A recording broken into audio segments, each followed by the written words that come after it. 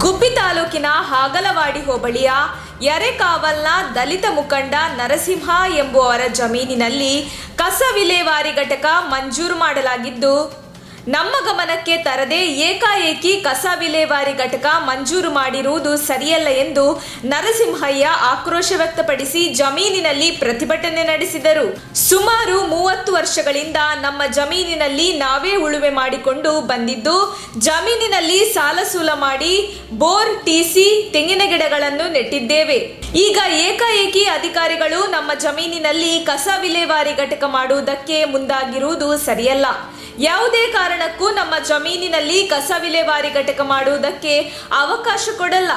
ಈ ಜಮೀನು ಬಿಟ್ಟರೆ ನಮಗೆ ವಿಷ ಕುಡಿಯುವುದೊಂದೇ ವಾಸಿ ಎಂದು ನರಸಿಂಹಯ್ಯ ಅಧಿಕಾರಿಗಳ ಮುಂದೆ ಆಕ್ರೋಶ ಹೊರಹಾಕಿದರು. ಈ ವೇಳೆ ಚೇಳೂರು ಪೊಲೀಸರು ಮಧ್ಯಪ್ರವೇಶಿಸಿದರು. ಗ್ರಾಮಸ್ಥರು ಹಾಗೂ ಪೊಲೀಸರ ನಡುವೆ ಮಾತಿನ ಚಕಮಕಿ ನಡೆಯಿತು. ಪಿಒಡಿ ಮಂಜುನಾಥ್ ಮಾತನಾಡಿ, ಮೇಲಾಧಿಕಾರಿಗಳಿಂದ ನಮಗೆ ಮಾಹಿತಿ ಬಂದಿದೆ. ಯರೇಕಾವಲ್ ಸರ್ವೆ ನಂಬರ್ನಲ್ಲಿ ಕಸ ವಿಲೇವಾರಿ ಘಟಕ ಮಂಜೂರು ಆಗಿದೆ. ಅದಕ್ಕೆ ನಾವು ಇಲ್ಲಿಗೆ ಬಂದು ಜಾಗ ಗುರುತಿಸಿದ್ದೇವೆ. ಮೊನ್ನೆ ಇಒ ನಾವು ಸ್ಥಳ ನೋಡಿ ಹೋಗಿದ್ದೆವು. ಕಸ ವಿಲೇವಾರಿ ಘಟಕ ಮಾಡುವುದಕ್ಕೆ ನೋಟಿಸ್ ಕಳುಹಿಸಿದ್ರು. ನಾವು ಕೂಡ ರೈತರಿಗೆ ನೋಟಿಸ್ ಪೋಸ್ಟ್ ಮಾಡಿದ್ದೇವೆ. ಜಿಲ್ಲಾಧಿಕಾರಿ ಹಾಗೂ ತಹಶೀಲ್ದಾರ್ ಕಡೆಯಿಂದ ಮಾಹಿತಿ ಬಂದಿದೆ.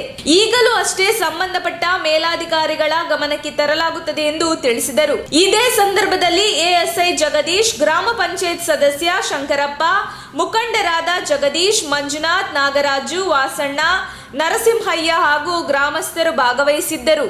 ಇದು ಸೂಕ್ತವಾದ ಸ್ಥಳ ಬರೆದು ಬಿಟ್ಟು ಕಳಿಸ್ಬೇಕಾಯ್ತು.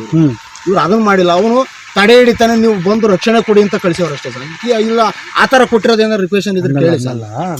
ಅದು ಮಾಡಿಲ್ಲ ಸರ್. ಅದು ಮಾಡಿದ್ರೆ ನಾನು ಹೇಳುತ್ತೇನೆ ಅವರು ಇದು ಸಾರ್ವಜನಿಕ ತಳಿ ಅಲ್ಲಿ ಇದೈತೆ ಅದೈತೆ ಅಂತ ಹೇಳಿ ಇವ್ರು ಬರೆಯುತ್ತೆ ಸಮಸ್ಯೆ ನಾವು ಬರ್ಕೊಡ್ಬೋದು. ನಾನು ಹೇಳ್ತೀನಿ ಕೌಲು 90 ಸರ್ವೆ ನಂಬರ್ಗೆ ಪಂಚಾಯತ್ಗೆ ಇಂದವ ಘಟಕತ್ತ ಕಸಿಂದ ಮಾಡಕ್ಕೆ ನಮ್ಮ ಜಮೀನಿಗೆ ಬಂದಿದ್ದಾರೆ. ನಮ್ಗೇನು ಗೊತ್ತಿರಲಿಲ್ಲ.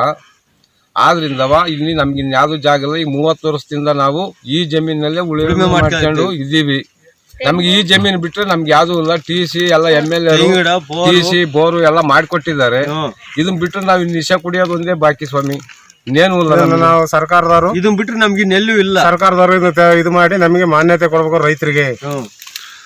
ನಮ್ಮ ತುಮಕೂರು ಮಾಧ್ಯಮದ ವಿಶೇಷ ಸುದ್ದಿಗಳನ್ನು ನಿರಂತರವಾಗಿ ಪಡೆದುಕೊಳ್ಳಲು ಚಾನೆಲ್ ಅನ್ನು ಸಬ್ಸ್ಕ್ರೈಬ್ ಮಾಡಿ. ಕ್ಷಣ ಕ್ಷಣದ ಸುದ್ದಿಗಳಿಗಾಗಿ www.nammathumakuru.com ಗೆ ಭೇಟಿ ನೀಡಿ.